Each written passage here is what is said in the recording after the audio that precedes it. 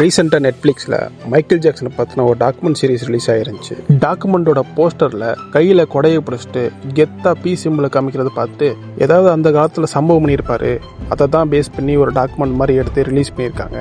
Michael Jackson மாதிரி இருக்கிற யாரையாவது வச்சு இந்த டாக்குமெண்ட்டை கம்ப்ளீட் பண்ணியிருப்பாங்க அப்படின்னு நான் நினச்சேன். மைக்கேல் ஜாக்சன் மாதிரிலாம் இல்லை, மைக்கேல் ஜாக்சனையே வச்சு இந்த ஃபுல் டாக்குமெண்ட்டை எடுத்திருக்காங்க. என்னென்னா அவர் கொடுத்த இன்டர்வியூஸ், அவர் எங்கேயாவது போகும்போது எடுத்த வீடியோ, அதை மட்டுமே வச்சு இந்த ஃபுல் டாக்குமெண்ட்டை கம்ப்ளீட் பண்ணியிருந்தாங்க. கதையை ரொம்ப ஸ்பாயில் பண்ணிடாமல் இந்த டாக்குமெண்ட் பற்றின ஒரு ஒன்லைனர் மட்டும் கொடுத்துட்றேன். இஷ்டம் இருக்கிறவங்க போய் பாருங்கள்.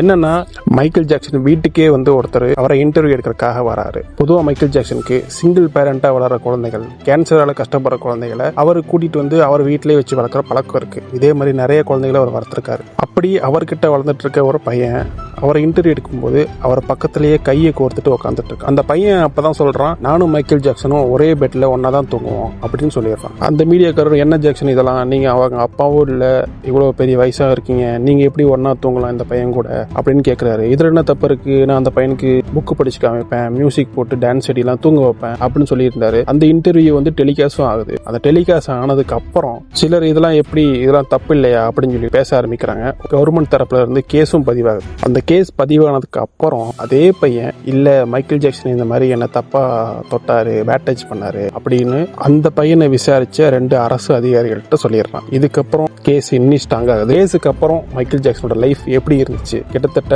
அவர் இறக்குறதுக்கு கூட இந்த கேஸ் தான் காரணம். அது எப்படி கொண்டு போயிருக்காங்க, மைக்கேல் ஜாக்சன் அவர் மேல தப்பு இல்லைன்னு ப்ரூவ் பண்ணிட்டாரா இல்லையா அப்படிங்கறத இந்த டாக்குமெண்ட் சீரீஸ்ல இருக்கு. இந்த டாக்குமெண்ட் சீரீஸ் பார்க்கணும்னு நினைக்கிறவங்க நம்ம டெலிகிராம்ல பாத்துக்கலாம்.